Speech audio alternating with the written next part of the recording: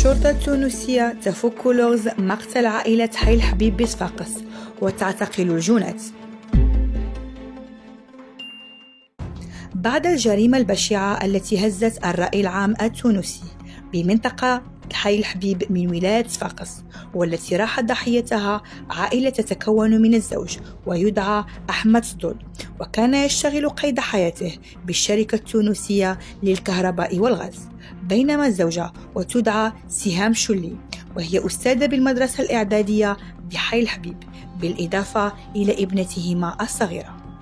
كثفت فرقة الشركة العدلية بصفاقس الجنوبية للأبحاث والتحريات في هذه القضية من خلال رفع البصمات بمسرح الجريمة بمنزل الضحايا، وحجز أداة الجريمة التي تعرض بواسطها الهالكون الثلاث للطعن، حيث قامت باعتقال شخصين، ويتعلق الأمر بابن العائلة الهالكة وصديقه.